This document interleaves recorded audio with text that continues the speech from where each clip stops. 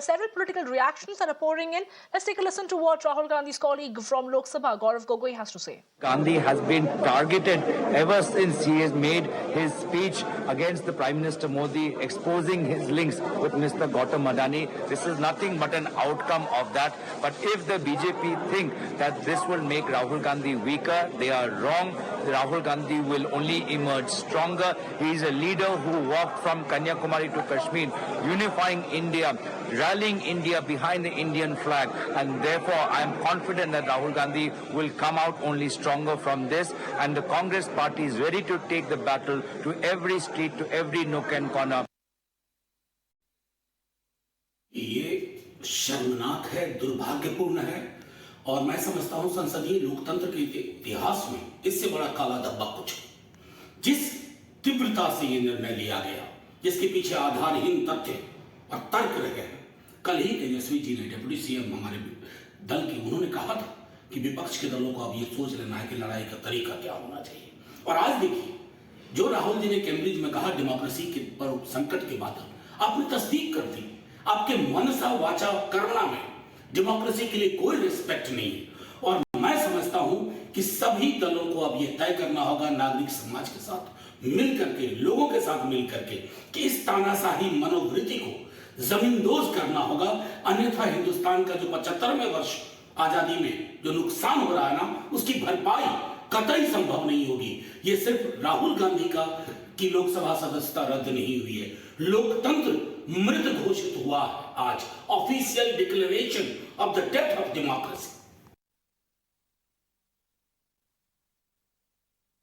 The politics of vendetta being spearheaded by the Modi government against Rahul Gandhi, and today he has been disqualified. It is a sheer case of retributive politics, because Rahul Gandhi ji has been gaining popularity, especially in the wake of Bharat Jodo Yatra, which was not digested by Modi government. Modi government and BJP party, they are under the impression that Rahul Gandhi has to be throttled, has to be muzzled, because if Rahul Gandhi is allowed to speak inside the parliament, then that danger will come for them. They will be dislodged from the government. असंवैधानिक तरीके से उनको किया गया। वो अपनी higher court में उसकी अपील कर रहे हैं, उनकी लॉयर्स भी अपील कर रहे हैं। आज तक देश के इतिहास में नहीं हुआ है कि डेफेमेशन नोटिस पे, डेफेमेशन केस में 2 साल की सज़ा सुना दी जाए। तो एक तो पहले जिस तरीके से सज़ा सुनाई गई, उस पर स्टे नहीं लाया गया, हायर कोर्ट पे अप्रोच करने का समय है, उससे पहले ही आपने डिस्क्वालिफिकेशन कर दिया। ये बहुत ही शर्मनाक है। एंड आई थिंक ये जो ये परंपरा रही है देश के प्रजातंत्र की, कि जब भारतीय जनता पार्टी के पास 2 MPs थे, तभी भी उनको पूरा सम्मान विपक्ष का मिलता था, पर आप लोग उसको आए दिन कुचल रहे हैं, लोगों की आवाज़ बंद करने का काम कर रहे हैं। बेहद ही शर्मनाक है और दुखद दिन है प्रजातंत्र। देश संविधान से, कानून से और ख़ास तौर से लोकसभा के जो कानून है, जनप्रतिनिधि अधिनियम है, तो सूरत की एक अदालत ने उनको 2 साल की सज़ा दी और 2 साल की सज़ा होने पर जनप्रतिनिधि अधिनियम की धारा 8 में जैसी सज़ा होती है उसी के साथ मेंबरशिप चली जाती है।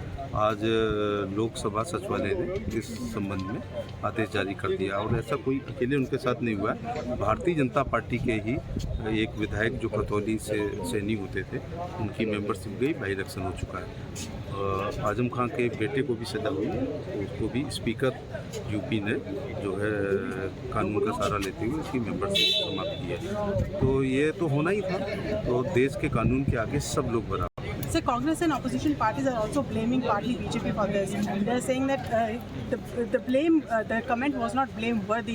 He did not want to insult Modi as a community. उन्हें क्या कहना चाहते थे, उनके मुंह से क्या निकल गया और उनका हिडन एजेंडा क्या था, ये सूरत की अदालत में जब हियरिंग हो रही थी तो बर्डन ऑफ प्रूफ उनके ऊपर था, उनके वकीलों के ऊपर था। तो उनको ऐसा लग रहा था कि वो एक नामदार व्यक्ति हैं, तो लेकिन कानून के आगे सभी बराबर हैं। जो अब फैसले के बाद कांग्रेस के नेता या वो कहना चाहते हैं कि उनका आशय क्या था, ये सब उनको सुनवाई के दौरान अपनी बातें कहना चाहिए थी। Yet we saw him in the parliament today, sir. I saw him. न्यायिक प्रक्रिया के अंतर्गत कोई निर्णय हुआ है। 4 वर्ष के न्यायिक पूरी प्रावधानों को, पूरी प्रक्रिया को पालन करके, पूरा उनको सारा अवसर दे करके एविडेंस रखने का, अपना पक्ष रखने का, अपने डिफेंस के विषय को रखने का जब निर्णय आया तो कांग्रेस के नेता उस निर्णय के ऊपर अपशब्द कर रहे हैं, न्यायालय के ऊपर अपशब्द कर रहे हैं, न्यायिक प्रक्रिया पे अपशब्द कर रहे हैं। इस देश में न्यायिक प्रक्रिया के अनुसार शासन चलता है और जो सर्वोच्च न्यायालय ने डिस्क्वालिफिकेशन का जो निर्णय दिया है उसके अनुरूप जो जैसा अन्य जनप्रतिनिधियों के साथ कार्रवाई हुई है, उचित दिशा में, उसी दिशा में कार्रवाई हुई है।